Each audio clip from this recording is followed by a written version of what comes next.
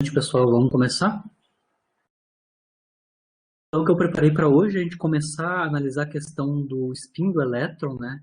Basicamente, o que eu vou fazer nessa aula é introduzir para vocês historicamente, né, onde o conceito de spin foi utilizado para resolver um problema que a gente já conhece, que é a questão da a estrutura fina, né, dos espectros atômicos, né? A gente já viu o modelo de Sommerfeld, né?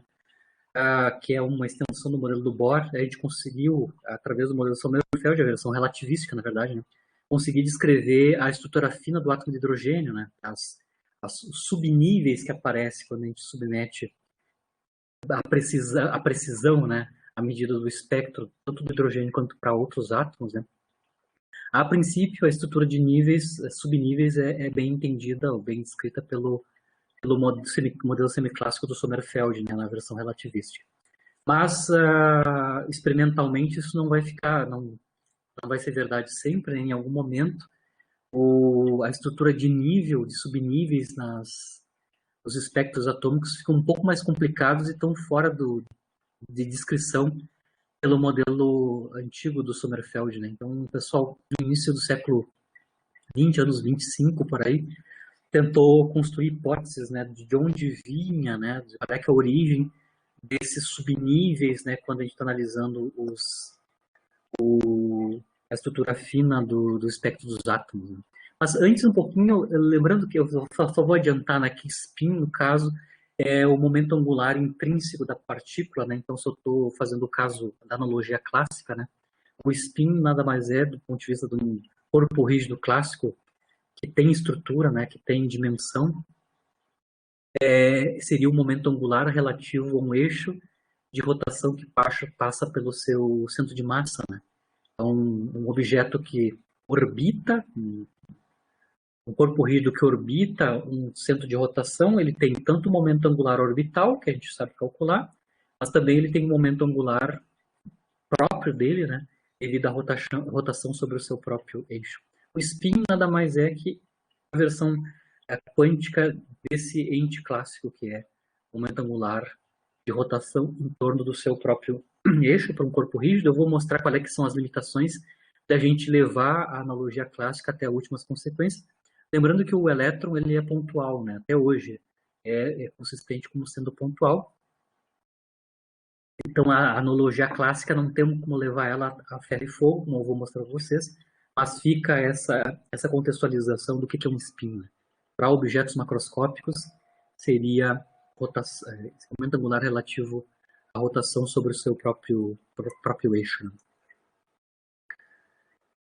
Então, basicamente eu vou fazer então cálculos de momento angular de partículas sobre o próprio eixo, mostrar para vocês que a gente tem um problema quando a gente considera partículas elementares, que é o nosso caso quando a gente vai analisar os átomos, né? Tanto os elétrons quanto os núcleos desses átomos. Né?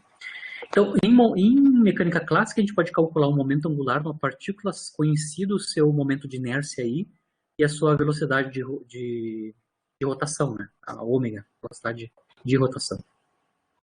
Em geral, como no caso do elétron, a gente até calculou lá no átomo de Bohr, e agora depois também na versão mecânica quântica, né? O momento angular orbital, que é o momento angular associado à órbita, né, das partículas clássicas, né, em torno de um centro de força, eu vou designar aqui por L-orb. Tá? L-orb, então, é o momento angular orbital, que é o momento angular relativo à órbita da partícula relativo ao centro de força. Mas, no caso de mecânica clássica, se eu tenho um corpo rígido, né, um objeto macroscópico, né, eu também tenho o momento angular dele relativo ao eixo de rotação que passa pelo seu centro de massa. Né? Vamos supor, então, que eu tenho um corpo rígido que está girando em torno do seu próprio eixo, né, que passa pelo centro de massa, e eu queira calcular o momento angular intrínseco dele. Ou seja, o seu momento angular relativo ao seu eixo de rotação, ao seu próprio eixo, né, de rotação. Aqui eu vou fazer para a esfera rígida, a maior parte das partículas elementares, se tem estrutura, a gente assume em primeira abordagem, que são esferas, né, esféricas. Né? Só que eu vou considerar um corpo rígido clássico ainda, né? Por exemplo, uma esfera rígida de raio R com massa M. Essa massa M é a emissão, né? uniformemente distribuída sobre a esfera, tá? Então tem densidade volumétrica de massa constante. E aí eu vou calcular quanto é que é o momento angular relativo ao eixo de rotação que passa pelo centro de massa, né? Que eu vou designar como sendo L int, né? Intrínseco para diferenciar orbital, tá? Então, o momento angular intrínseco, ou seja, a rotação em torno do seu próprio eixo, é o momento de inércia do corpo rígido, né? Relativo ao eixo que passa pelo centro de massa, vezes a velocidade angular. No caso de um corpo rígido, que é uma esfera rígida, de raio R, massa M, uniformemente distribuída a massa, a gente sabe calcular em mecânica clássica, até na física 1 dá essas tabelas, né? Dão essas tabelas. Quanto é que é o momento de inércia, né, de uma esfera rígida? É 2/5, né, de mr ao quadrado. Então, se eu sei a massa e o raio da esfera, né, uniformemente distribuída a massa, eu consigo obter o momento de inércia desse corpo, e aí eu consigo, obviamente, calcular quanto é que é o momento angular associado, né. Aqui eu vou calcular explicitamente para um objeto macroscópico, né, para depois a gente comparar com o caso quântico, né. Então, se eu tenho uma esfera macroscópica que tem raio de 1 metro, enorme uma esfera, de 1 metro que tem massa 1 quilo, né, uniformemente distribuída no volume dessa esfera. Tá? Se isso é verdade, eu consigo calcular quanto é que é o momento de inércia relativo ao centro de massa para esse corpo rígido. Tá? 2/5 é 0,4. Tá? 0,4, uma massa e o raio são unitários em SI. Em unidades de SI, um objeto macroscópico, uma esfera macroscópica desse jeito, em momento de inércia, que é 0,4 kg/m², né? Massa vezes distância ao quadrado, né? Kg/m² é o momento de inércia para esse corpo rígido macroscópico. Uma esfera, raio 1 metro e massa 1 kg. Lembrando que lá na física 1 a gente faz toda a conta, né? O que eu estou falando é este caso aqui, né? Estou supondo uma esfera que está rodando, né? Girando em torno do seu próprio eixo, mas poderia ter outros corpos rígidos. As expressões sobre momentos de inércia são conhecidos, né? Desde que as distribuições sejam uniformes, o que está tabelado aqui são os momentos de inércia para densidades uniformes, né? Se eu sei o momento de inércia, se eu designar quanto é que é a velocidade angular de rotação, né, em torno do próprio eixo, eu consigo calcular o momento angular intrínseco. Então, o momento angular da partícula do corpo rígido em torno, que não é uma partícula, né, o corpo rígido em torno do seu eixo de rotação. Né, isso daqui. Eu vou supor que é uma velocidade angular macroscópica, tá? Velocidade angular, a minha esfera aqui, grande, de 1 metro de raio, está girando com esta velocidade angular, 1 radiano por segundo. Tá? Justamente. Aí eu vou calcular, claro, quanto é que dá o momento angular de rotação em torno do seu próprio eixo. Né? Para um objeto macroscópico grande desses aí. Então, o momento angular intrínseco, ou o momento angular relativo à rotação em torno do próprio eixo, né? É o produto do momento de inércia, relativo ao centro de massa, e a velocidade angular. O momento de inércia já calculamos, 0,4 em SI, né? E 1 radiano por segundo a velocidade angular. Isso nos dá, obviamente, 0,4, né? 0,4 joule vezes segundo, que é típico a unidade em SI para momento angular. Né? Joule vezes segundo. 0,4 joule vezes segundo. Eu só fiz aqui a conversão para quantas unidades de H cortado, né? Constante Planck reduzida, isso significa, né? 0,4 joule vezes segundo dá da ordem de 4, 10 na 33 Hs cortados. Né? Então, eu escrevi o H cortado em SI, né? 10 na menos 34, multiplicado por 6 ponto alguma coisa, né? 1.054. Isso vai dar 10 na 33 vezes o H cortado. Então, objetos macroscópicos têm momento angular relativo ao seu próprio eixo de rotação, né? Ao seu próprio eixo. E no caso macroscópico são, claro, no limite de grandes números quânticos, né? Que a gente está com o M, né? O número quântico M, por exemplo, que é a componente Z do momento angular, é 10 na 33, como a gente esperava, né? Pelo princípio de correspondência por princípio de correspondência, né? Se a gente está no limite de clássico, a gente está no limite de grandes números quânticos. No caso aqui, o número quântico magnético, né? Enorme, né? 10 na 33. Bom, se eu fosse adaptar esse cálculo clássico, né? De momento angular de um corpo rígido, né? Rodando sobre o seu próprio eixo de rotação, no caso do elétron, não poderia fazer essa analogia clássica porque o elétron é pontual, né? Então, a princípio, eu não posso usar esse tipo de abordagem semiclássica para o elétron. Mas, por exemplo, eu posso usar para o próton. Eu posso tentar calcular quanto é que é o momento angular de rotação do próton. O próton tem estrutura, ele tem um raio, inclusive é conhecido, da ordem de 1 fetômetro. Né? E a forma de distribuição de massa, basicamente, podemos assumir que é uniforme e esférica, né? Com um raio da ordem de 1 fetômetro. Então, eu vou calcular aqui, a massa do próton a gente conhece, né? Vou calcular para o caso do próton, né? Que já é uma partícula subatômica. Então, aqui eu já vou calcular um momento angular associado a uma partícula subatômica. No caso do próton, né? No caso do elétron não tem como fazer porque ele é pontual, né? Mas no caso do próton vamos calcular. Bom, para fazer isso eu preciso, para calcular quanto é que é o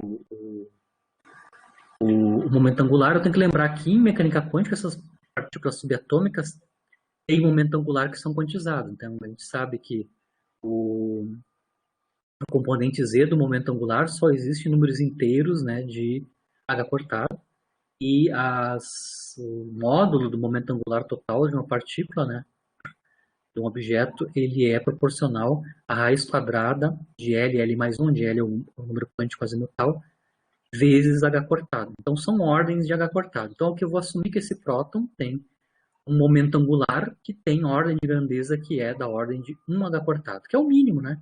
Então, começa em 1, por exemplo, o momento angular para a componente z, não nula, né? Se é 0, é 0, né? Mas o momento angular não nulo, primeira aproximação é 1h cortado. Então, eu vou pegar um próton, tá? Com este momento angular, que é da ordem de 1h cortado, e vou calcular quanto é que é a velocidade de rotação desse cara,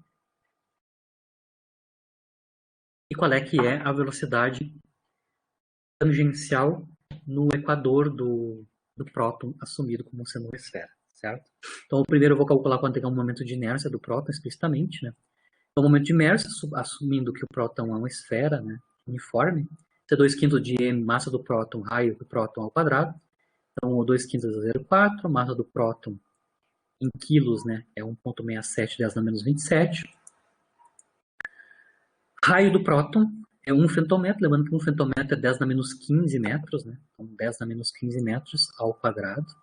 Então, em unidades do SI, né, Sistema Internacional, o momento de inércia do próton, assumindo que ele é uma esfera uniforme, né, tem este valor. Muito pequenininho, né, 10 na menos 58 quilogramas metro quadrado, né, o valor para o momento de inércia do próton, né, partícula subatômica, que tem uma dimensão mínima, né. Agora a gente sabe que o momento angular dele é desta ordem, que é da ordem do h cortado, vou começar com o mínimo, né, que é h cortado.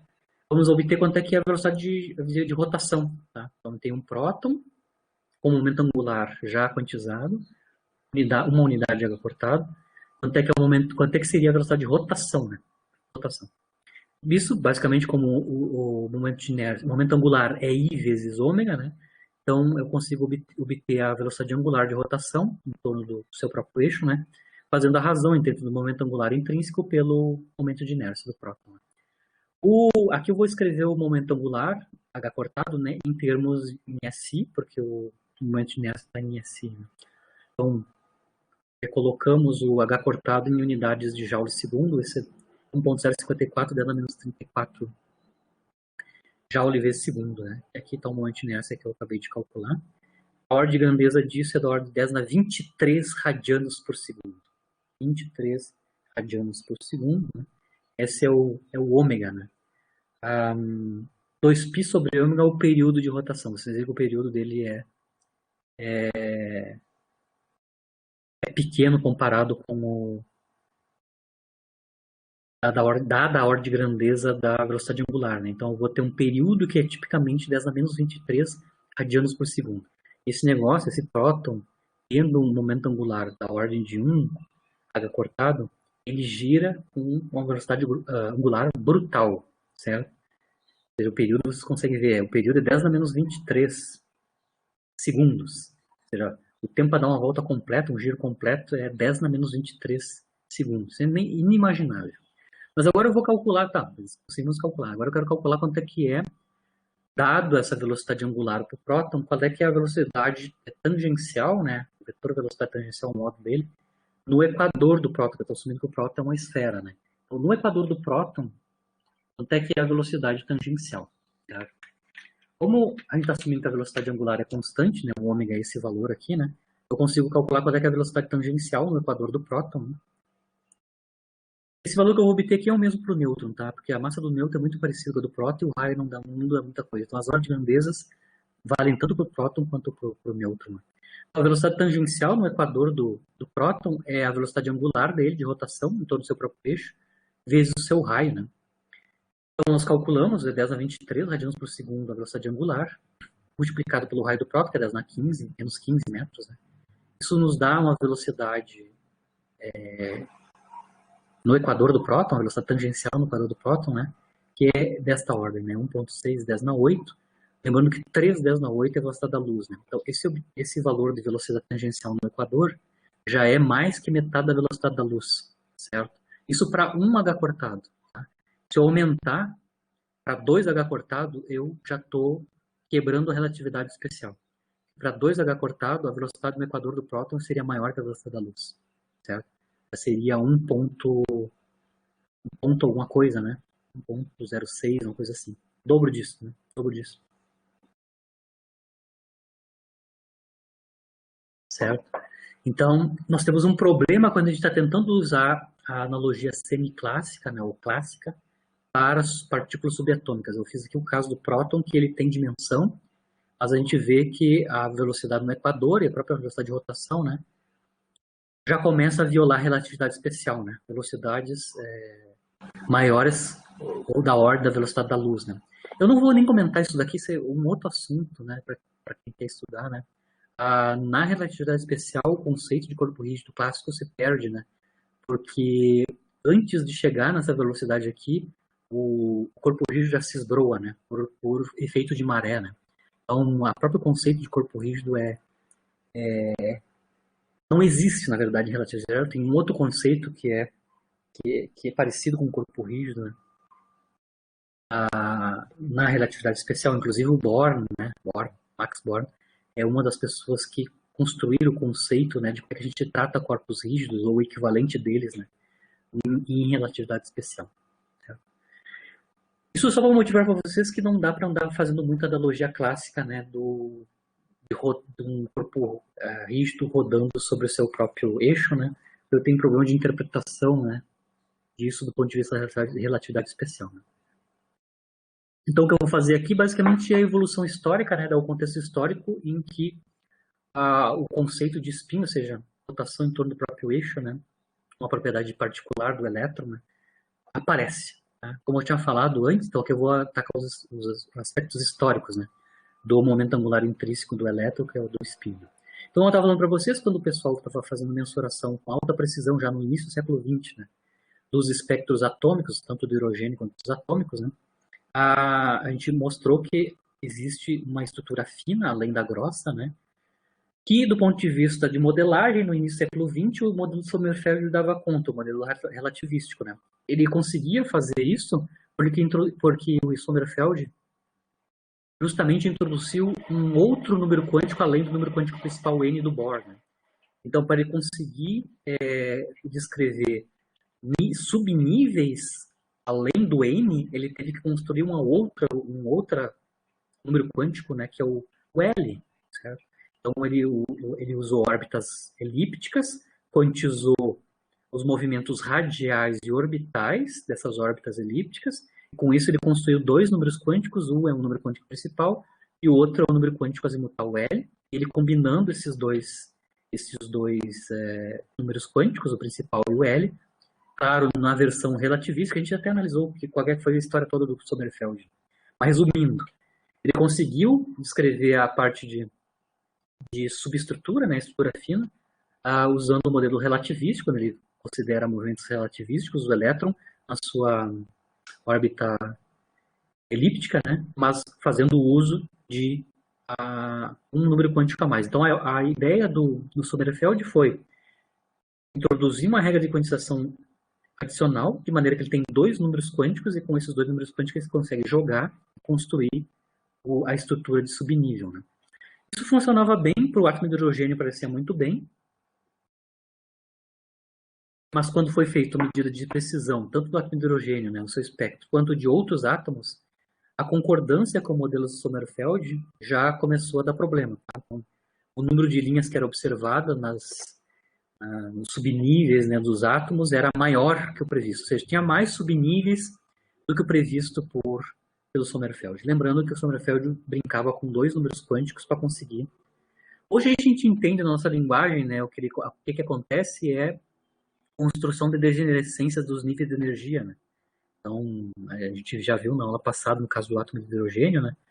Para o número quântico principal, a gente tem degenerescências associadas com os valores possíveis, né? Os ranges possíveis dos valores dos outros números quânticos. Né? No caso, o L e o M, né? Então, a gente tem 2L mais 1 e valores de M possíveis. Isso vai me dar a ordem de degenerescência do nível de energia rotulado pelo número quântico principal. Né? A ideia do Sommerfeld também era essa. Mas o ponto de vista do problema que existia experimental no início do século XX é este. O número de linhas observadas dos átomos era maior, do espectro, né? Era maior que o previsto por Sommerfeld, certo? Ou seja, tem mais estrutura do que o mapeado pelo modelo relativístico dele.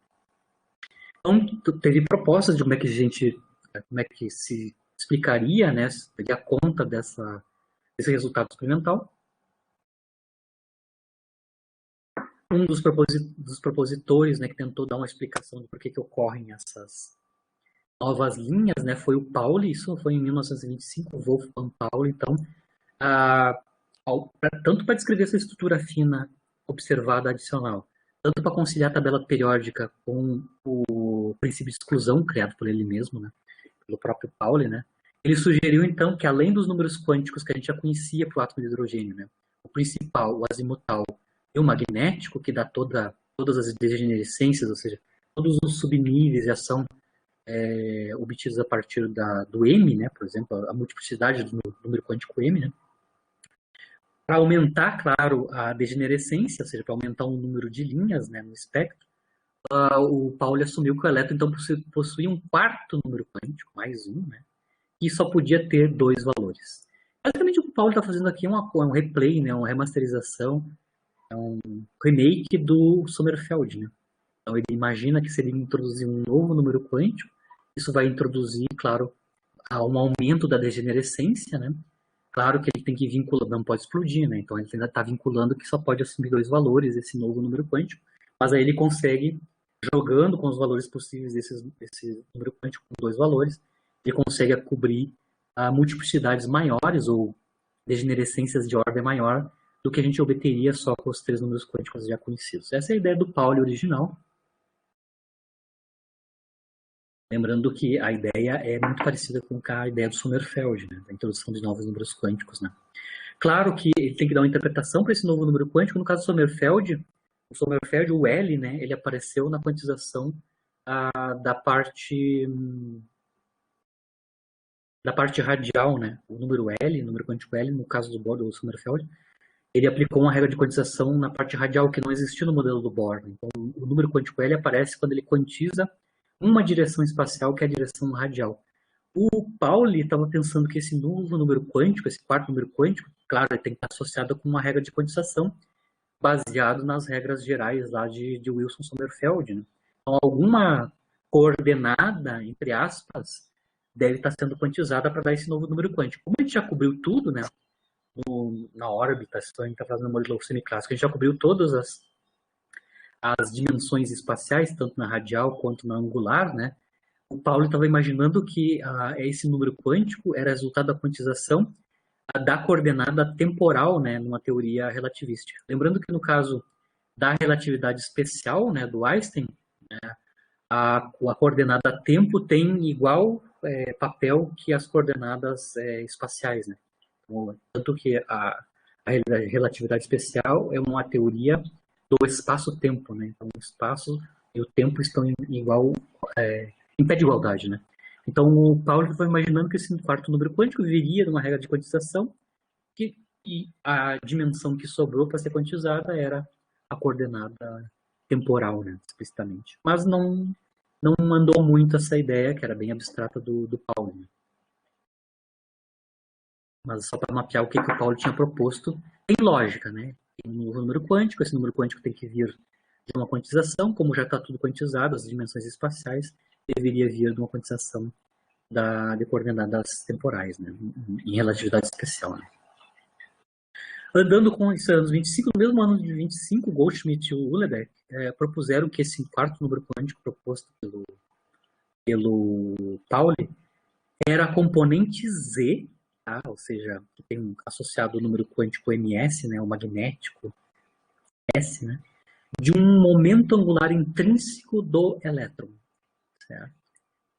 Então já é uma proposta diferente do Pauli. Né? O Pauli tem a ver com a quantização da coordenada temporal, mas não andou muito a demonstração disso.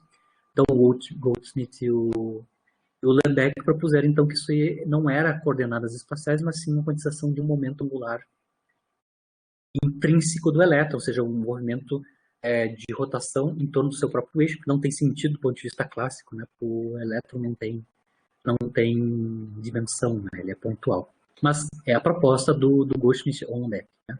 Componente Z do momento angular intrínseco. Então, eu vou chamar de S, né? O vetor de spin. O vetor de spin, na nossa analogia semiclássica ou clássica, né? É o momento angular de rotação em torno do seu próprio eixo. Tanto o elétron quanto outras partículas, né, podem ter, todas têm spin. Até zero. No caso do elétron tem spin no meio, mas todas as partículas têm spin. Inclusive, a gente classifica partículas a partir do valor do seu spin. Né? Então, os férmions têm spin semi-inteiros, os bósons têm spin inteiros. Mas o ponto de vista que apareceu pela primeira vez a ideia de spin é na explicação da existência do quarto número quântico necessário para explicar os espectros, como sendo o componente Z de um momento angular intrínseco do elétron, certo? E deve ter, claro, um equivalente do número quântico magnético, né? O Szinho está aqui para designar que é o número quântico, o equivalente do número quântico magnético relativo a esse momento angular intrínseco, né? Certo? Da mesma forma como a gente sabe quanto é que é o módulo do momento angular orbital, né? Nas aulas anteriores, que depende do número quântico L, né? O número quântico azimutal, né? Aqui eles estão fazendo uma cópia carbono, né? O módulo desse vetor de momento angular intrínseco, ou spin, eu estou chamando de S maiúsculo aqui, tá? O spin, tem a mesma cara, né, do que a gente tinha para momento angular, né? No momento angular orbital, nós tínhamos que o módulo do momento angular orbital era L mais 1, H cortado, raiz quadrada vezes H cortado. Né? Então aqui tem um novo número quântico, que é o S, né? O número quântico S mais 1. H cortado de maneira que a gente obtenha o valor do módulo desse momento angular orbital intrínseco, desse momento angular intrínseco que a gente está chamando de spin. Claro que agora a gente tem que determinar quanto é que é esse número quântico S, que faz o papel do número quântico azimutal, né? E quanto é que quais são os valores possíveis para o número quântico ms. Claro que o número quântico ms já é sabido, tem que ter dois valores possíveis, que isso é a proposição original do Pauli. Né?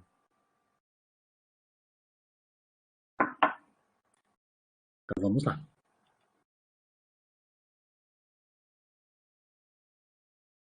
Então, como o spin ele é descrito pelo número quântico S, né, que está fazendo o papel do L, né, a gente espera que exista, então, a analogia com o caso do número quântico azimutal. Né? Lembrando que no número quântico azimutal, o número de valores possíveis da componente Z do momento angular orbital, né, era basicamente 2L mais 1, né, que são os valores possíveis, né, o número de valores possíveis de M, né, o número quântico magnético. Né. A gente sabe que na componente Z, o momento angular orbital, né, do elétron, tem 2L mais 1 valores possíveis, né, projeções possíveis. Cada uma dessas projeções corresponde a um valor possível para o número magnético, né, número quântico magnético. Bom, aqui fazemos a mesma coisa, né? A componente Z desse vetor momento angular intrínseco, tá? Deve também ter 2S mais 1 valores de projeção no eixo Z, né? E esse 2S mais 1 também vai ser a multiplicidade, né? Ou seja, o número de valores possíveis do número quântico ms, que faz o papel do número quântico magnético no caso do spin. Né? Certo? Como no caso do modelo teórico, tanto do Pauli quanto do Uhlenbeck, né, esse número quântico ms só pode admitir dois valores, né? Ou seja, 2s mais 1 sendo a multiplicidade, mas 2s mais 1 tem que ser igual a 2, eu só posso ter dois mss, né? Essa é a proposta original do Pauli, que o pessoal comprou e foi adiante, né? São apenas dois valores, o ms. Com isso a gente consegue obter quanto é que é o número quântico S para o elétron, né? Relativo ao spin. Se a multiplicidade é 2, duas projeções só, isso significa que o S tem que ser 1 meio, né? 2 vezes 1 meio mais 1 dá 2, certo? Então a gente já sabe que para termos duas projeções no eixo Z, desse novo momento angular, que é o momento angular intrínseco, o número quântico S, ele só pode ter um valor possível. É diferente do L. O L varia de 0 até n-1, né? Aqui não. O número quântico S é fixo.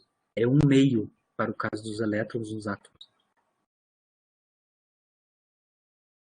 Então já sabemos quanto é que é o S e, obviamente, a gente tem as componentes Z já calculadas, né? O número quântico S é fixo, 1 meio, e as projeções no eixo Z, ou seja, os números quânticos ms, só podem ter dois valores, mais ou menos 1 meio, né? Explicitamente, certo? Explicitamente. Vamos lá.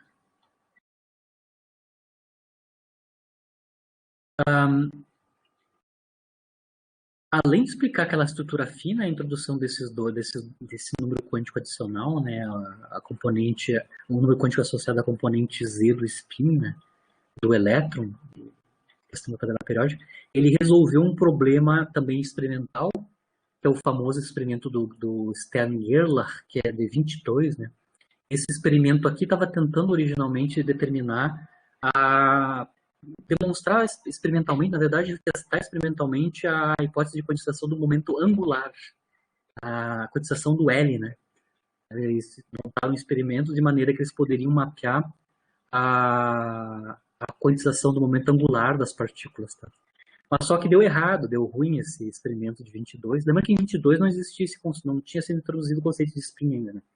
Pauli propôs spin em 25, né? E o Uhlenbeck também, em 1925. Esse experimento é bem anterior à proposição do spin e o objetivo inicial do experimento era tentar analisar a questão da quantização do momento angular, ou a componente Z do momento angular, né? Quando submetiam elétrons, ou átomos, na verdade, né? Em campos magnéticos não uniformes. Esse era o objetivo principal. Deu um resultado não esperado, né? Ou seja, não condizia com o esperado em mecânica quântica, né? Nos anos 20, ou seja, que o componente Z é quantizada e isso aconteceria coisas com os átomos com esses números quânticos LZ, né? Certo? E essa proposição do spin das duas projeções possíveis para o spin na direção Z também dá conta desse experimento de 22, que eu vou tratar ele bem em detalhe depois. Tá? Para a gente compreender mais claramente, né, por que o spin do elétron por si só, né, só a introdução do momento angular intrínseco, já produz os desdobramentos, do ponto de vista conceitual a gente já entendeu, né, do ponto de vista bem com as mãos, né, a gente já entendeu que conceitualmente quando eu introduzo um número quântico a mais, eu consigo então aumentar a degenerescência dos níveis de energia, claro que eu não tenho, estou chutando que vai aumentar, vai que dá errado, né, mas em geral a gente sabe que se a gente tem introdução de uma regra de quantização a mais, isso nos dá mais multiplicidade, né? Ou seja, mais degenerescência, aumenta a ordem de degenerescência, e o aumento da ordem de degenerescência significa uma estrutura fina associada. Né? Mas aqui a gente vai analisar mais especificamente, né? Qual é que é o papel do spin do elétron, né? Na geração de linhas novas, né? Na geração de novas linhas no espectro, além das que já conhecidas com os números quânticos usuais NLM. Né? Ou seja, eu vou basicamente o que está permeando a existência de subníveis a mais, devido à existência do spin do elétron, é justamente a relação entre o momento angular intrínseco, na verdade o momento angular tanto orbital quanto de spin do elétron, e o momento de dipolo magnético do elétron. Eu vou mostrar que já em física clássica a gente sabe que se uma partícula tem momento angular, automaticamente ela tem momento de dipolo magnético, ou seja, ela é um ímã, mini ímã. Então, toda partícula que tem momento angular orbital e de spin tem momentos magnéticos, momentos de dipolo magnético associados, que classicamente a gente pode pensar que seriam como mini ímãs de barra, né? Então, o fato do elétron estar orbitando o núcleo e girando, né, entre aspas, em torno do seu próprio eixo, ou seja, tendo um spin, né, um momento angular intrínseco, a gente tem duas contribuições para o momento de dipolo magnético do elétron, o orbital e o de spin. Certo? Mas qualquer partícula que está descrevendo um movimento de rotação vai ter momento de dipolo, claro, e esse momento de dipolo, como é um ímã, vai interferir, por exemplo, quando eu coloco esse átomo que contém elétrons, né, em campos magnéticos. Vai acontecer alguma coisa com os momentos de dipolo magnético desses caras, tanto orbital, devido ao movimento orbital, quanto de spin. Então, vamos começar com o orbital e depois a gente vai para a questão do spin. Então, vamos lembrar a física 3, magnetismo, né? Qual é, que é a relação entre o momento angular orbital de uma partícula, né, que tem massa m e carga, então partícula carregada aqui, né? Caso geral, depois eu vou particularizar para o elétron. Então, eu estou com uma partícula fazendo um movimento circular, massa m, carga q, momento angular orbital dela é L, né? Lá da física 3 a gente sabe que uma partícula está fazendo um movimento circular, partícula pontual, né? Ela tem momento de dipolo magnético, que é chamado μ, né? Rotação por momento de dipolo magnético, orbital, né? Associado ao movimento orbital dessa partícula. É dado por essa expressão. Ela é proporcional ao momento angular orbital, o momento de dipolo magnético associado ao movimento orbital é proporcional ao momento angular, né, da partícula aqui, no seu movimento. E, claro, as particularidades da partícula na forma da sua carga e da sua massa, certo? Particularizando, então, para o movimento orbital do elétron, por exemplo, no átomo de hidrogênio, né, a gente tem explicitamente a carga aqui é a carga do elétron, a carga aqui é a carga do elétron, que é menos E, né? E a massa é a massa do elétron, né? Então, aqui eu estou calculando quanto é que é o módulo do momento de dipolo, que eu estou chamando de μ, né? μ é o módulo do vetor μ. O módulo do momento de dipolo do elétron, devido ao seu movimento orbital, é a módulo da carga do elétron, né? E, duas vezes a massa do elétron, módulo do momento angular do elétron, o momento angular orbital do elétron, que é L. Né? Isso é o caso clássico. Se eu estivesse calculando quanto é que é o momento de dipolo magnético do movimento orbital do elétron clássico, seria isso daqui. Mas em mecânica quântica, o momento angular ele é quantizado. Né? O módulo do momento angular ele depende do número quântico L, né? Faltou a raiz quadrada. Ele depende do número quântico L desta forma, né? Módulo de L é L mais 1, raiz quadrada, né? H cortado. Eu ainda posso reescrever o L em quântica. Então, agora eu estou calculando então, o momento de dipolo magnético para o elétron devido ao seu movimento orbital em mecânica quântica. Então, ele vai depender explicitamente em termos do número quântico azimutal, né? E uma quantidade que só depende das propriedades do elétron, né? Sua carga e sua massa, certo? Que eu estou chamando de magneton de Bohr, tá? Eu já vou definir o que é isso.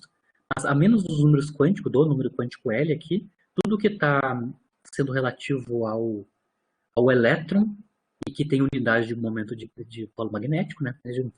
O L, essa quantidade aqui é adimensional, né? Então essa quantidade E, H cortado, dividido por duas massas do elétron, ele tem exatamente unidade ou dimensão de momento de dipolo, né? Magnético. Então que eu vou chamar de magneton de Bohr já já. Mas basicamente eu só estou reescrevendo o μ, né, o valor do momento de dipolo, isso é um módulo quantizado, né? Quantizado em termos do número quântico azimutal e da quantidade fixa, né, natural do sistema de elétron, que é o magneton de Bohr. A mesma coisa para a projeção Z, né, na direção Z do vetor momento de dipolo, né? Dá para ver ali que é carga sobre 2m, carga do elétron é menos Z, 2m, projeção do momento angular na direção Z. A projeção do momento angular, esse é o caso clássico, né? Em mecânica quântica, a componente Z do momento angular também é quantizada, né? Na forma do número quântico magnético multiplicado por H cortado. Aí, de novo aqui, eu consigo escrever, então, a componente Z do momento de dipolo magnético orbital do elétron em termos do magneton de Bohr e do número quântico magnético, N. Aqui eu estou fazendo uma conta semiclássica, né? Estou escrevendo os casos clássicos para os momentos de polo e sua componente Z e introduzindo as quantizações correspondentes do momento angular, porque são proporcionais. Né? Aqui está o valor, estou calculando quanto é que é o valor do magneton de Bohr, né? O magneton de Bohr, né? O MB. Basicamente, então, ele é IH cortado, carga do elétron vezes H cortado, carga fundamental, H cortado, 2ME. Isso em unidades do SI é da ordem de 10, né? 9,27, 10 a menos 24 Joule por Tesla. Tesla, então, aqui é unidade SI para campo magnético, né? Ou escrito em unidades de eletronvolts, isso é da ordem de 6, 10 a menos 5 eletronvolts por Tesla, certo? Isso, no caso, está falando do movimento circular, né? Do elétron ou da partícula em torno do eixo Z, por exemplo. Se eu estou num caso geral, tá, onde a órbita não é exatamente circular, né, a gente pode generalizar essa expressão que eu mostrei aqui, né, da relação entre o μ e o L. Né. Basicamente, aqui a proporcionalidade é dada pelo magneton de Bohr. Só. No caso geral, só vou falar isso explicitamente, porque a gente pode calcular também o momento de polo magnético orbital para prótons, para nêutrons e assim por diante. E as órbitas não necessariamente precisam ser, as órbitas clássicas não necessariamente precisam ser circulares. Né? Tá? Então, eu só vou escrever a proporcionalidade, além do magneton de Bohr, a proporcionalidade entre o μ e o L, né? Além do magneton de Bohr e do H cortado, eu ainda vou utilizar uma outra quantidade dimensional, que é a razão giromagnética, ou fator G, né? Que em geral a gente usa a letra G para designar a razão giromagnética, cujo valor depende então da geometria da distribuição de cargas. Eu não vou entrar em detalhes aqui, mas é só uma outra maneira de reescrever, no caso geral, a relação entre μ, momento de polo magnético orbital, e o momento angular orbital, né? Lembrando que aqui eu estou dividindo por H cortado L, então essa quantidade aqui é adimensional. A dimensionalidade do μ está dada pelo magneton de Bohr. Eu tenho uma quantidade adimensional, que é o GL, né, que é a razão giromagnética, né, associada ao movimento orbital da partícula. Né. Quando eu projeto isso, tomo o módulo, projeto na direção Z, eu tenho explicitamente o μ e o μz, né, escritos em termos do magneton de Bohr, os números quânticos azimutal e magnético, e essa razão giromagnética, no caso do movimento orbital das partículas, por exemplo, o elétron. No caso do elétron, se eu botar que o GL é 1, né, a razão giromagnética, o fator G, para o elétron no seu movimento orbital é 1, essa expressão aqui geral recai naquelas anteriores que eu acabei de mostrar. Mas eu estou escrevendo o caso geral. Se a gente quiser descrever os momentos magnéticos orbitais, né, de polo magnético orbital para outras partículas além do elétron, a gente pode fazer, tá? Explicitamente. Só temos que designar quanto é que a razão magnética, inclusive, vai ser mensurada. Né? Você pode medir explicitamente as... Não vou dar spoiler da outra disciplina, a física do século XX-B, né? Em física nuclear, vocês vão ver a razão magnética do próton e do nêutron é anômala, tá? Ela não é igual a do elétron. Apesar do próton, por exemplo, ter o mesmo modo de carga, né? Mas é só para generalizar, né? Dá para ver aqui claramente, né, que apesar de eles serem proporcionais, está claro aqui na forma como eu escrevi final, que os vetores, né, de momento de polo magnético e momento angular orbital são contrários, né, tem um sinal menos aqui relacionando eles. Então, só para lembrar que a direção do vetor μ é a contrária, né, antissimétrica com o vetor L, certo? Em sentidos opostos, né?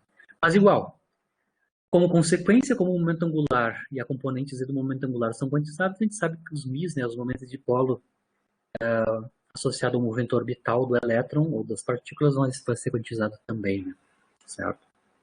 Agora, a gente sabendo que partícula que gira, né, na sua órbita tem um momento de dipolo magnético, e a gente pode representar isso como sendo um mini-ímã, né? Tem consequências quando eu introduzo esses mini-ímãs, né, essas partículas que têm momento de dipolo magnético relativo ao movimento orbital, por exemplo, e também depois relativo ao spin, né, vão se comportar de maneiras que a gente conhece na física 3, no magnetismo, né, quando são sujeitos a campos magnéticos. Lembrando física 3, né, quando eu tenho um ímã, né, no caso aqui quem está representando o ímã é o momento de dipolo magnético do orbital, por exemplo, do elétron, né? Quando a gente introduz, então, um ímã, né, num campo magnético uniforme, ou seja, o valor do campo e a sua direção e sentido são sempre as mesmas no tempo, né? Quando eu introduzo, então, uma partícula que tem um momento de dipolo magnético diferente de zero, num campo magnético uniforme, o que acontece sobre a partícula quando ela entra nesse campo, ela adquire um torque, e esse torque está relacionado ao produto vetorial do momento de dipolo magnético vetorial campo B. Tá? Então, aqui eu já sei o que acontece quando eu vou introduzir elétrons que estão dentro dos átomos, né, num campo magnético uniforme. O fato de ele ser um mini ímã do ponto de vista do movimento orbital dele, vai fazer que eles sintam um torque, certo? E no caso do torque, isso tende a alinhar, né, o Mi na direção do campo. Então, o efeito do torque sobre a partícula, né, na verdade sobre o momento de dipolo magnético, é fazer com que o Mi se alinhe com o B, certo? Isso é uma coisa. Então, quando o elétron está fazendo seu movimento orbital, claro, eu estou falando física semiclássica, né? O elétron fazendo a sua órbita em torno do núcleo, ele tem um momento de dipolo magnético associado ao seu movimento orbital, que a gente calculou. Quando eu introduzo campos magnéticos nesse átomo, vai agir um torque sobre esses elétrons no seu movimento orbital, fazendo que o Mi deles alinhe com o B. Isso é uma coisa quando eu introduzo campos uniformes, né?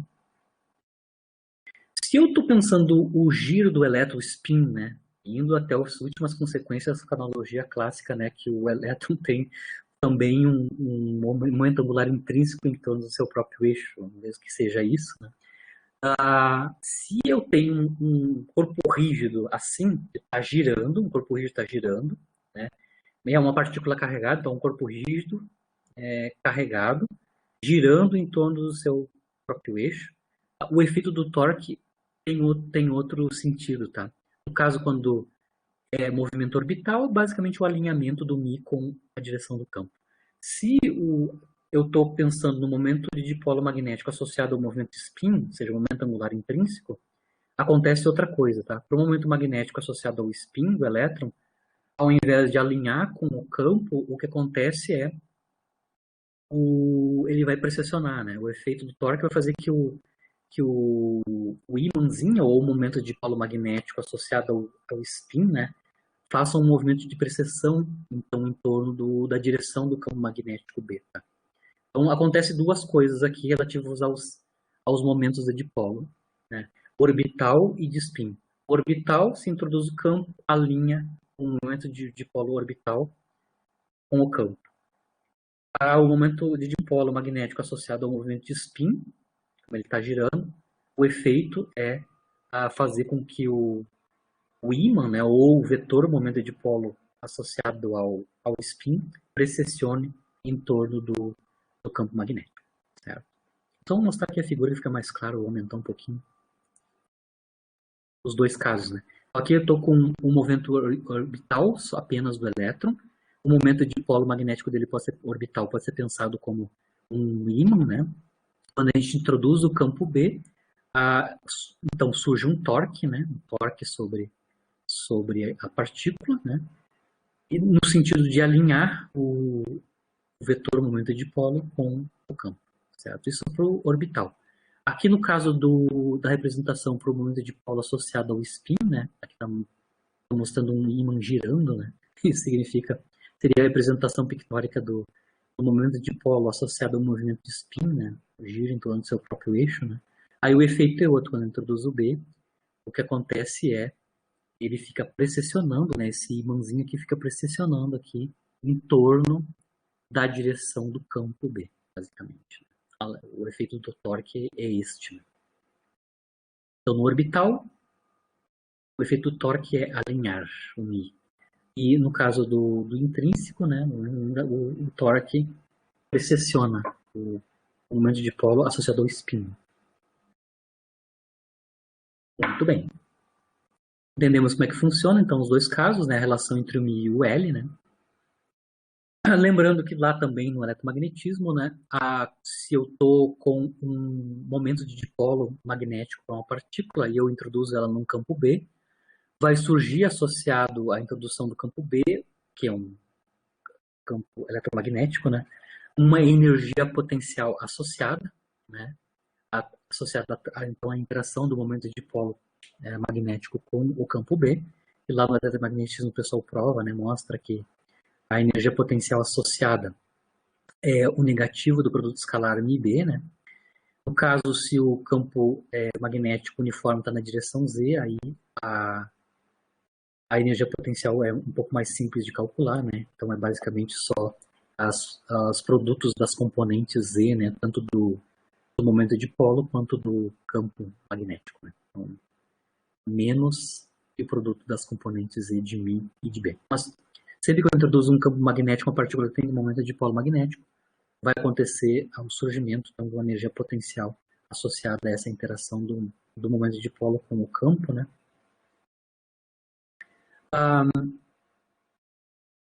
No caso aqui, eu estou calculando, a gente já calculou o momento de dipolo magnético associado ao movimento orbital, né? Aqui, que depende dos números quânticos L e M e do magnetão de Bohr, né? Eu também posso calcular explicitamente o momento de dipolo magnético associado ao spin do elétron, né? Lembrando que o momento angular de spin, né, o intrínseco, também é quantizado. Só que, claro, os números quânticos mudam, né? Aqui eu estou escrevendo explicitamente, para o caso do elétron, o momento de dipolo magnético associado ao momento de spin, né? O momento angular intrínseco, né? É proporcional ao μB, que nem o elétron, que nem o caso do orbital, mas, claro, aqui nós temos a troca do número quântico, né? Ao invés de ter L aqui, L mais 1, de ter L mais 1. Aqui de novo eu esqueço do raiz quadrada, né? Raiz quadrada de L mais 1, nós temos o S mais 1, lembrando que diferente do L, o S tem um valor só, né? No meio. Então esse é o momento de dipolo magnético módulo, né? Para spin. E como o S é fixo, né? Um meio S mais 1 dá 3/4, né? Então o momento de dipolo magnético, o módulo do momento de dipolo magnético associado ao spin do elétron é raiz de 3/4 vezes o magnetão de Bohr.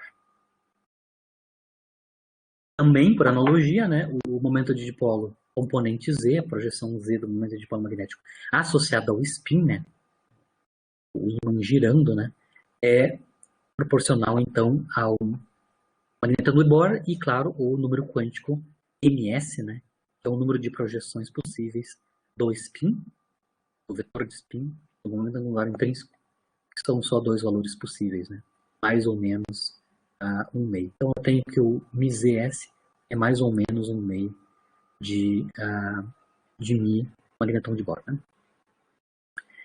Lembrando, claro que eu posso aplicar campos externos e os efeitos dos torques.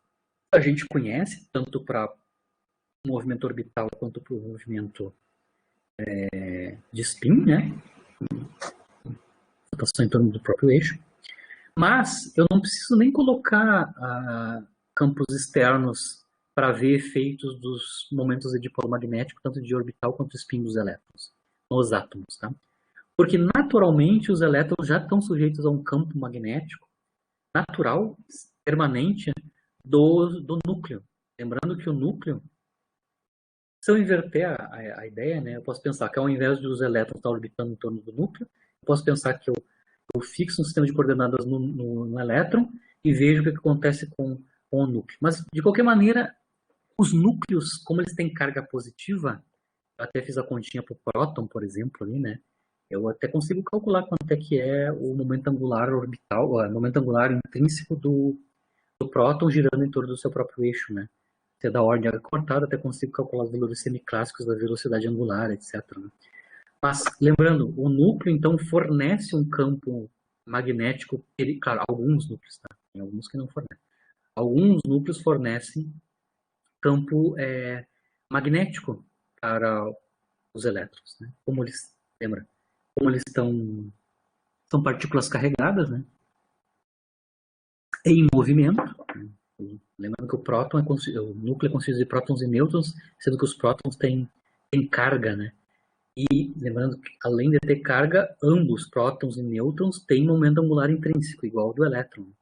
Então, esses caras aí também são ímãs, tanto nos seus movimentos orbitais quanto nos seus momentos angulares intrínsecos. Então, os prótons e os nêutrons dentro do núcleo são ímãs, né? Igual que no elétron.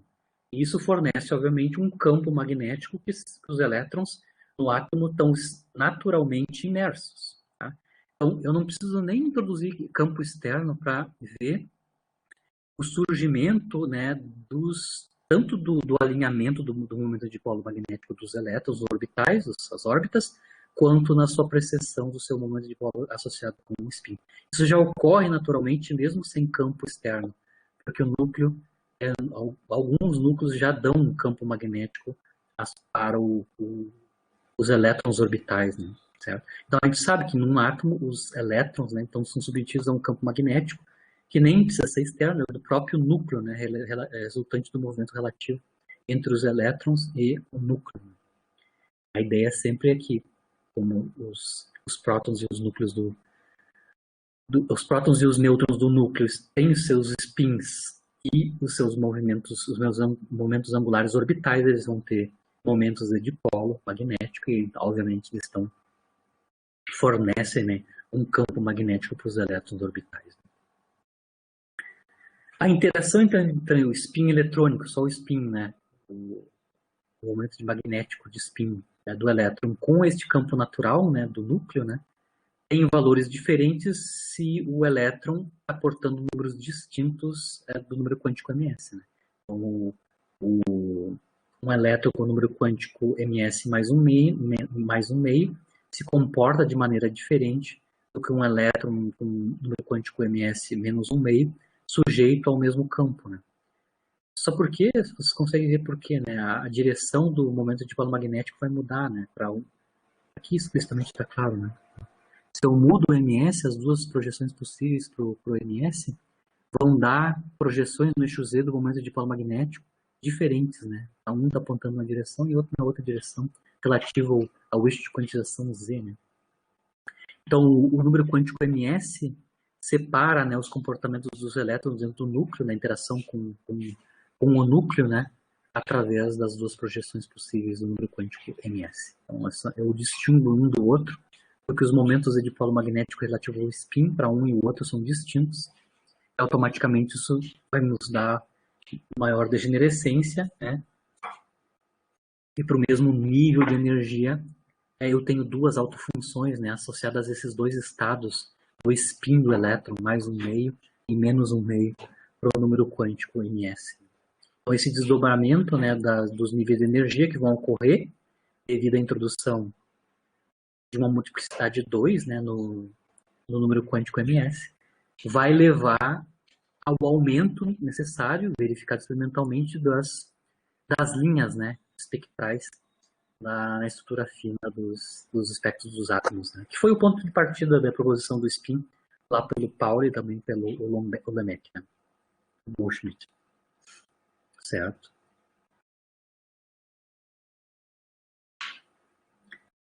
Lembrando que a quantização que a gente obteve basicamente é uma transposição da quantização do momento angular, lembrando que o spin é um momento angular, né? Só que é um momento angular intrínseco, né? Todas aquelas regras de quantização que a gente obteve, inclusive as regras de não comutação do momento angular orbital, né? Os comutadores das componentes Z, toda aquela álgebra do momento angular orbital vale igual para o spin. Ou seja, existe um operador S quadrado, existe um operador componente XYZ cartesiano do spin, existe um Casimir, operador Casimir para o spin, porque S é um momento angular, só que é um momento angular intrínseco. Tá? As componentes do spin, né, as componentes XYZ do spin não comutam, ou seja, existe regra de um princípio de incerteza associado às medidas das componentes XYZ do spin e assim por diante. Tudo que acontece com o momento angular orbital existe igual para o momento angular intrínseco spin. As propriedades do momento angular se mantêm as mesmas, né? Obviamente, claro, os números quânticos mudaram, né? O S é fixo ao invés de L variável e as projeções são só duas, né? Impusemos a multiplicidade, né? Valendo mais ou menos um meio. Né? Agora a gente vai analisar, que é o que está associado com o experimento aquele de 22 do Sternagella, que, né, o experimento de Sternagella, que eles estavam tentando, então, estudar a quantização do momento angular orbital L, né, em átomos sujeito a campo B não uniforme.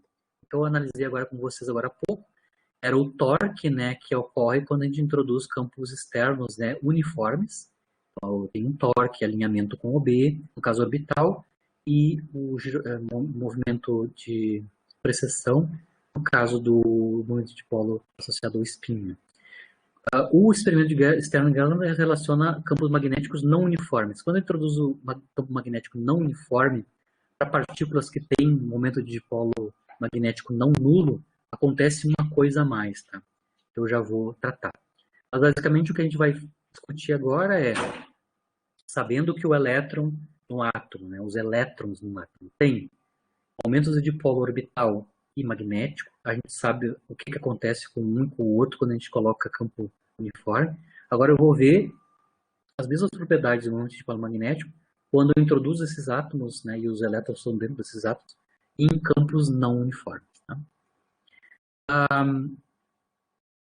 Basicamente o que vai acontecer é que quando eu introduzo campos não uniformes, vai surgir uma força, né, numa determinada direção, que a gente pode controlar pelo experimento, né, e aí eu vou fazer separação dos componentes Z dos momentos de dipolo magnético, né, das partículas. Eu já vou mostrar isso claramente já, certo? Mas basicamente o experimento de Stern-Gerlach tentava mostrar a quantização do momento angular orbital usando campos não uniformes sobre átomos, né, certo? Lembrando que nosso momento de dipolo magnético associado ao spin está associado com o número quântico ms, que só tem duas projeções, né, vezes o magnetron de Bohr. No experimento de Stern-Gerlach 22, né, eles estavam tentando medir quanto é que valia o momento de dipolo magnético. Para eles, na época, eles estavam tentando medir quanto é que era o momento de dipolo magnético orbital, né? Em spin não existia essa ideia antes, né? Então, o que eles estavam tentando medir no experimento de 22 era basicamente quanto é que valia o μz orbital, né? μz orbital, basicamente, né, era zero ou proporcional ao número quântico magnético m, né? Agora, aqui no caso de considerar o spin também, né, a gente tem uma contribuição para o momento de dipolo magnético associado ao spin, dependente do MZ, que tem duas projeções, né, mais ou menos um meio de H cortado. Né?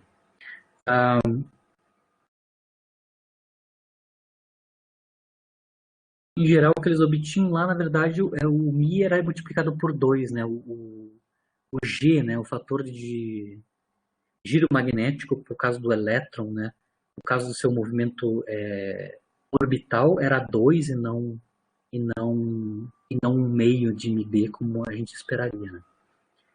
Basicamente, a gente consegue calcular a relação entre a componente Z do momento de dipolo magnético relativo ao spin, com a razão giromagnética relativa ao spin, que é o GS, né, que faz o papel do GL, lá no caso do orbital, né, e o número quântico ms, que adquire dois valores. Né. Atualmente, quando a gente mede, né, o valor do GS, como eu estava comentando com vocês, né, tanto para o próton quanto para o nêutron e para o elétron, no caso do Mi relativo ao spin, né, ao invés de ser um GS igual ao GL igual a 1, no caso orbital, o que se obtém experimentalmente é um GS que é da ordem de 2, ou seja, o valor dobro do caso da razão giromagnética orbital. Eu estou falando coisas aqui, não sei se vocês estão lembrando do que eu estou falando. Tá? Lembrando aqui, quando eu escrevi explicitamente a componente Z do momento de dipolo magnético orbital, eu escrevi ele em termos da razão giromagnética, né, orbital, o GL, né, e para o elétron o GL é 1. Né. Quando eu faço a obtenção do mesma razão giromagnética por causa da componente Z do momento de dipolo magnético associado ao spin, né, O GS que eu meço não é 1, mas sim 2, o dobro, né, do caso orbital. Isso já é um problema de como explicar isso do ponto de vista de mecânica quântica não relativística, né, explicitamente. Ele estava tentando medir quanto é que era esse G, eles mediram G2 e não 1, né, no caso do Mi, né, do mensurado. Então, o spin aqui é um efeito totalmente relativístico, não tem como explicar a mecânica quântica não relativística o fator 2 aqui, tá? O fator GS é 2 experimental, né? Só depois, quando eu quantizar o campo eletromagnético na forma da QED, é que eu vou conseguir mostrar que o GS é 2 na teoria, né? Por enquanto, eu só mensuro e vejo que é diferente do esperado, né? Eu esperaria 1 para o GS e ele dá 2, um pouquinho mais que 2. O fator 2 aqui só pode ser descrito por uma teoria relativística que o Dirac tentou construir, né? Então, o Dirac, em 1927, tentou construir uma mecânica ondulatória relativística, que ou seja, uma extrapolação da mecânica ondulatória não relativística do Schrödinger, né? Na versão de Schrödinger, na mecânica de Schrödinger, eu não tenho como predizer o GS sendo 2, né? Eu predigo que o GS tem que ser da ordem do GL, né? Como sendo 1. Então, a predição do GS sendo 2 só é possível dentro de uma teoria de mecânica quântica relativística, que foi proposta pelo Dirac, né, em 27. Com isso, quando ele faz a versão não relativística da teoria dele, a teoria não relativística, o limite não relativístico da sua teoria, né, da teoria do Dirac, de 27, prevê que o GS é exatamente 2, que corresponde ao valor experimental. Bom, mas eu não vou entrar em detalhe na teoria do Dirac relativística. Tá? Mas basicamente o que o Dirac tentou construir é a equação de Schrödinger para elétrons, ou seja, a equação de Schrödinger, o equivalente da equação de Schrödinger para partículas que têm spin no meio. Certo? Então o Dirac construiu a equação relativística e depois tomou um limite não relativístico e obteve o valor do GS teórico, né? GS2, certo? Então, só numa teoria relativística eu consigo explicar por que o GS experimental é 2 e não 1, como eu esperaria na mecânica quântica usual, né? Não relativística. Aqui eu vou falar um pouquinho sobre como é que aconteceu o experimento de Stern-Geller, lembrando sempre que o objetivo do experimento de Stern-Geller era tentar estudar a quantização do momento angular orbital. Nem se sabia sobre o spin, né? A proposição do spin em 22, porque o spin só foi proposto em 25, 3 anos depois do experimento. Né? Como eu estava falando para vocês, o experimento então envolve submeter átomos, né, em campos magnéticos não uniformes. Então, o campo B depende das coordenadas espaciais explicitamente. Tá? Então, ele não é um vetor constante, ele é um vetor que depende exponencialmente. Então, o valor do campo depende das coordenadas espaciais explicitamente. Se eu tenho um campo que varia espacialmente, ou seja, é não uniforme, isso vai introduzir, claro, a dependência, ou seja, vai introduzir a existência de uma força sobre as partículas, né, que estão sujeitas a esse campo não uniforme. Por quê? Lembrando que aqui eu estou analisando a interação dos momentos de polo magnético orbital e de spin do elétron, que estão dentro dos átomos, e eu vou submeter esses átomos a um campo não uniforme. Lembrando, eu já tinha mostrado para vocês que a interação do momento de polo magnético com o campo B dá origem a uma energia potencial, né, a U. A energia potencial basicamente é o negativo do produto escalar μB. Tá? Então, quando eu introduzo campos magnéticos para partículas que têm momento de polo magnético, eu tenho o surgimento de uma energia potencial associada. Se eu tenho energia potencial associada, em mecânica clássica, eu sei que o gradiente, né, na verdade, o negativo do gradiente da energia potencial é uma força. Então, quando eu introduzo partículas que têm momento de polo magnético em campos magnéticos, né, automaticamente, se o campo magnético for não uniforme, eu tenho uma força não nula que vai atuar sobre essas partículas. Tá? Então, a força devido à interação do Mi com o B é o negativo do gradiente do potencial. Aqui está escrito do potencial, né, o produto escalar, negativo do produto escalar MiB. Né? Lembrando que o B agora, o campo magnético, é não uniforme, depende das coordenadas. Lembrando que o gradiente de uma função escalar é basicamente um vetor cujas vai tomar as derivadas parciais, por exemplo, em coordenadas cartesianas, né, as derivadas parciais em cada direção espacial desta função. Lembrando que como o b depende das coordenadas, o gradiente, né, o vetor nabla, né, vai operar sobre essa função, eu vou ter derivada de b relativo às coordenadas espaciais cartesianas, e isso vai dar origem a forças. Certo? Aqui eu vou fazer o caso particular, onde a gente vai construir um aparato onde o campo magnético B é uniforme no plano XY, então ele é constante no plano XY, e só muda, né, só vai ter dependência na componente Z, certo? E aí, nesse caso, então, eu vou ter derivada dB na direção Z não nula. A derivada de B relativa a x e y é zero, não contribui para a força, né? Então, basicamente, aqui eu só vou ter força na direção Z. Nesta configuração, né, se eu construir o campo magnético B, uniforme na direção XY e não nulo na direção Z, seja proporcional a Z, eu tenho, então, derivada na direção Z não nula, e vou ter componente, então, da força na direção Z, que é proporcional à componente Z do momento de polo magnético, né? E projeção Z. E, obviamente, a derivada de B relativo a Z, né? dB dZ. Então, basicamente, o efeito de introduzir partículas que têm um momento de polo magnético associado a um movimento orbital ou de spin é a introdução de uma força que vai ser aplicada sobre essas partículas quando nós introduzimos eles em campos magnéticos não uniformes, né? E essa força é proporcional à derivada de B relativo a Z, certo? E também aos números quânticos, né? Ao número quântico magnético, ou NS, no caso do spin, né? E o GL ou GS, no caso de spin. Certo?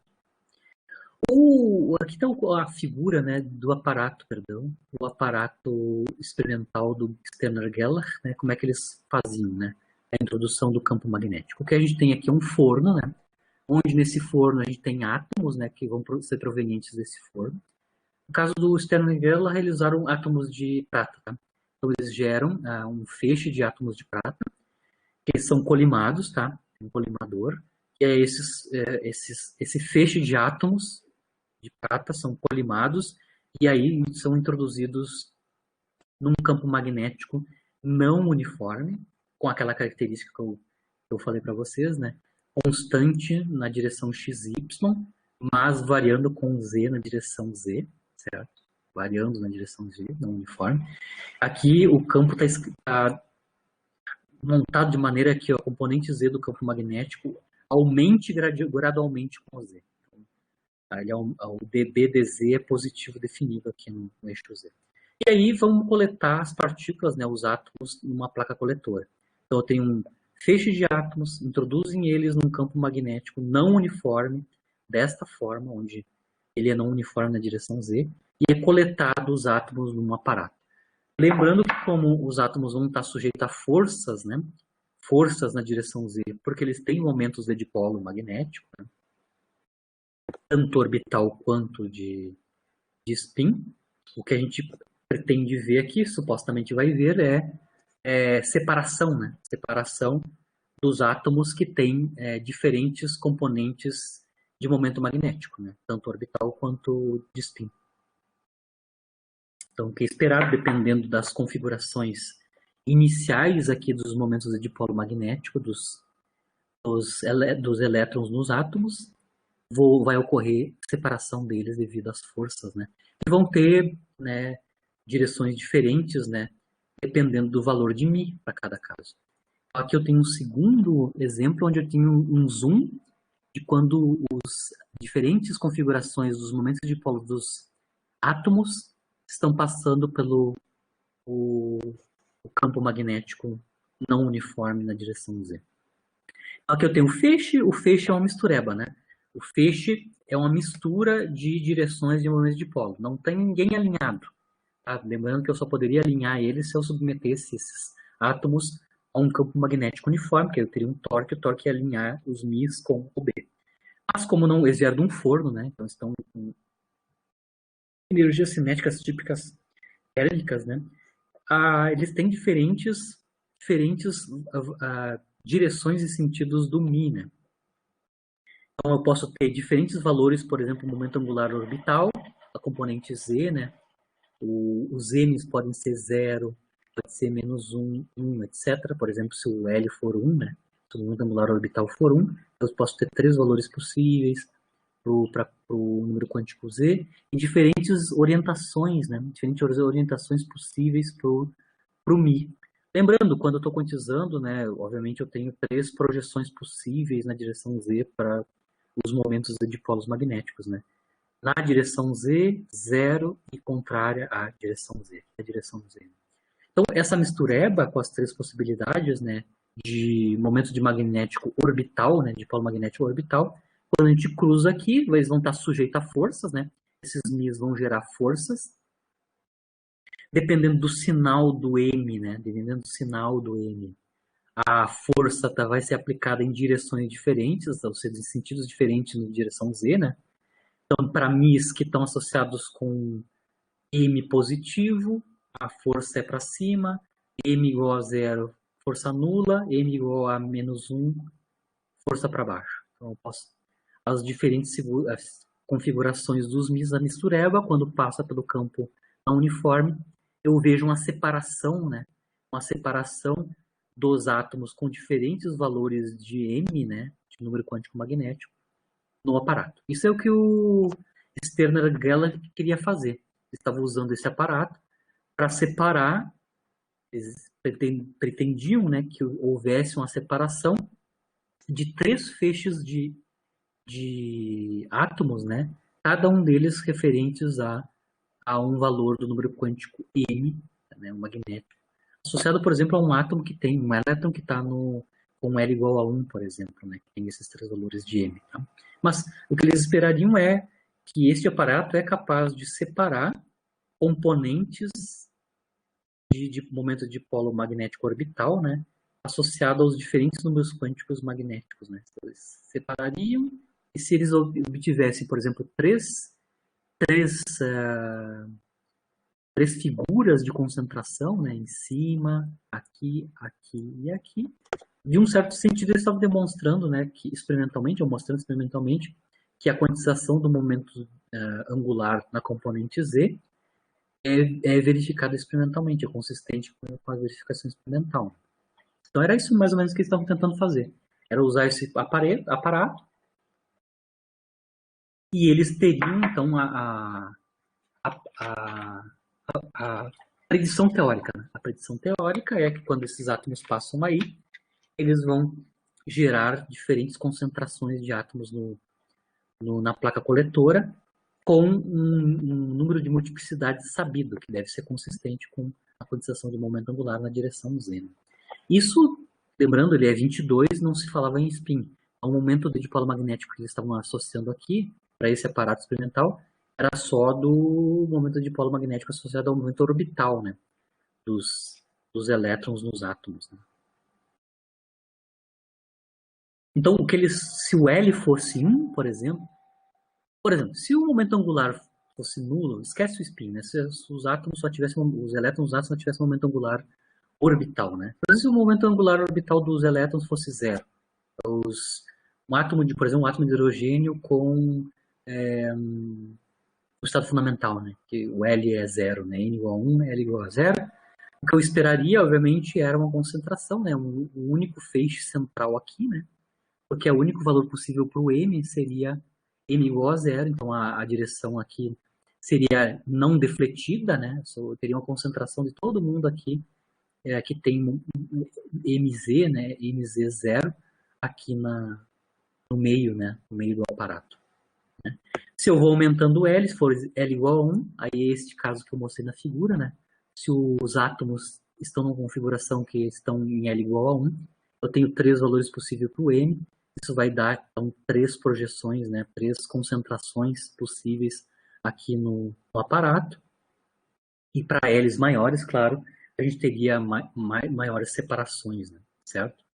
Então, o que eles esperariam, por exemplo, quando eles fizeram mensuração com átomos que estavam com momento angular 1, eles esperariam que acontecesse esse tipo de configuração, do ponto de vista teórico, né? Só usando o conceito de momento angular orbital, né? Eles esperariam que acontecesse era isso daqui, né? Para átomos com momento angular 1, com diferentes configurações lá no início, passando pelo feixe, atuam as forças, né? Devido ao campo magnético ser variável, o efeito das forças é separar os átomos com diferentes números quânticos m, né? Tanto o -1, o 0 e 1. Isso era o esperado experimentalmente. O que eles mediram foi isso, tá? Quando eles submeteram átomos com um número quântico L1, o que eles obtiveram não é essa figura com 3 faixas, mas sim com apenas 2 faixas, por exemplo. Tá? Por exemplo.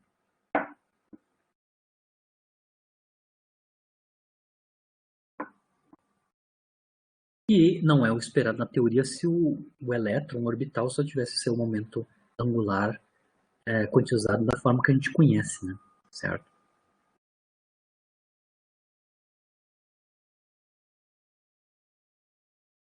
Então, o Stern-Gell basicamente naquele experimento usou átomos neutros de prata, né? Eles observaram não 3 linhas ou 2 linhas, etc.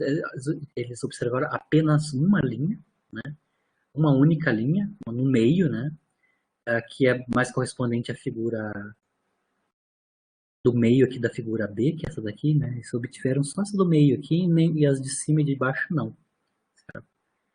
Lembrando que os átomos, esses átomos neutros de prata, eles estão na configuração que é de L igual a zero, ou seja, momento angular componente Z nula, né? L igual a zero dá LZ nulo, né? E, portanto, o número quântico magnético é zero e automaticamente um MZ é nulo. Ou seja, na verdade, eles não esperariam que acontecesse, né, nenhuma alteração no feixe, né? Quando eles usaram átomos de prata, que estão com número quântico M0, né? Eles esperariam, né, que não houvesse nenhuma deflexão e todos os átomos se concentrassem todos aqui no meio, como é o esperado, né? Então não tem deflexão porque eles não têm M, não têm MZ, então não se alteram, né? Não tem força devido ao campo magnético não uniforme sobre eles, né? Só que o que eles observaram não foi uma única faixa, né? Eles observaram duas faixas, né? Duas linhas, e nenhuma na central. Eles observaram, ao invés de uma única faixazinha aqui no miolim, eles observaram uma coisa assim, tá? Nada no centro e concentrações nas pontas, né? Separadas. Certo? Ou seja, isso, do ponto de vista da explicação da época, não tem resposta, né? Eles esperariam algo com uma única faixa, quantizando só o momento angular orbital e o seu respectivo momento de dipolo magnético, né? Ou seja, são não defletidos quando passam pelo campo magnético não uniforme na direção Z, mas o que foi observado é separação. Né? Então, na época, em 22, eles não tinham explicação de por que ocorre essa separação. Era sem explicação. Esse experimento depois foi confirmado não com átomos de prata, mas depois com átomos de hidrogênio no estado fundamental, onde a gente já sabe que o L para o hidrogênio no estado fundamental também é zero, e a princípio o resultado desse experimento, sem considerar o spin, seria todo mundo concentrado no miolo, ou seja, todo mundo não defletido, né? Todo mundo não defletido depois que passasse pelo campo magnético não uniforme. Né?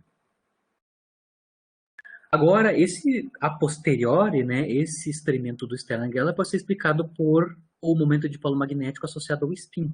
Mesmo o momento de polo magnético orbital sendo nulo, os elétrons ainda têm o seu momento de polo magnético de spin, né, eletrônico, não nulo, certo? Lembrando que o SZ, componente Z do momento angular orbital, tem duas componentes, né? Mais ou menos H cortado sobre 2. Né? Então a gente tem dois MS não nulos, que significa que eu vou ter duas forças, né, possíveis. Então se eu voltar aqui, introduzir o átomo, que só tem um momento de dipolo associado ao spin e zero para orbital, que é o caso do estado fundamental do hidrogênio e da prata, né? Eu ainda vou ter força sendo aplicada, né, sobre as partículas, né, sobre os átomos, porque o μz é não nulo. No caso do momento de polo magnético associado ao spin, o μz tem dois valores e esses dois valores não são nulos. Então, quando a partícula, os átomos, só têm momento de polo magnético associado ao spin, elas vão ser necessariamente defletidas, né? Uma para cima, ou seja, os que têm componente Z do spin mais H cortado sobre 2 vão ser defletidas para cima, e as que têm componente Z do spin menos H cortado sobre 2 vão ser defletidas para baixo. Certo? E levando, obviamente, o que é esperado, que é verificado experimentalmente, né? No caso do experimento do Stern-Geller, que é a existência de duas, né? De concentração de duas linhas, uma superior e uma inferior, e nada no meio, né? Aqui tem a figura do próprio paper experimental do Stern-Geller na Z-Physics, né, em 22. Aqui são os átomos submetidos os átomos de prata sujeitos só a campo magnético uniforme, sem ligar a não uniformidade na direção Z. O que acontece é o que a gente sabe, né? Não vai haver deflexão, não vai ter força porque o campo é uniforme, né? Todos os átomos se concentram no miolo. Quando liga o campo magnético não uniforme na direção Z, o que eles mediram no aparato foi esse tipo de figura, concentrações simétricas em torno do miolo, mas nada no centro. Tá? Isso não tem explicação do ponto de vista da quantização do momento angular orbital, que era o conhecido da época, né? Eles esperariam, quando ligasse o campo magnético na uniforme, eles obtivessem esse mesmo tipo de figura, sem deflexão. E o que foi verificado experimentalmente é esse tipo de figura. Que, a posteriori, pode ser explicado via o momento de dipolo associado ao spin, né? Que, de qualquer maneira, sempre vai ter força magnética atuando, porque o μ vai ser sempre não nulo, né? O μ aqui é sempre não nulo, e tem dois valores possíveis, corresponde a duas direções da força aplicada, e aí responde a resposta experimental medida no aparato, né? Corretamente, certo? Como foi introduzido, claro, um novo número quântico, o ms, né? Quando a gente for escrever, então, a função de onda do elétron, além dos três números quânticos que a gente conhece, a gente também tem que introduzir a informação sobre de qual é que é a componente Z do spin, né, deste elétron. Que pode ter dois valores, né, na direção Z e contrário à direção Z, né, certo? Então, as funções de onda completa do átomo de hidrogênio, além das que a gente já conhece, né, que dos três números quânticos M, L e M, né, vai ter que também conter informação sobre o número quântico novo que foi introduzido, que é o número quântico associado à componente Z do spin do elétron. Né? Então, a função de onda tá completa vai ter que ter esta cara, né? Vai ter que ter o número quântico principal, o número quântico azimutal, o número quântico magnético, que está associado ao movimento orbital, né? E o número quântico ms associado ao spin, ou momento angular intrínseco do elétron. Né? Para o estado fundamental do átomo de hidrogênio, já conhece os números quânticos principal, azimutal e magnético, né? 1, 0, 0, né? Introduzindo os dois estados possíveis para o spin componente Z do elétron, né? Que são mais 1 meio e menos 1 meio de H cortado, né?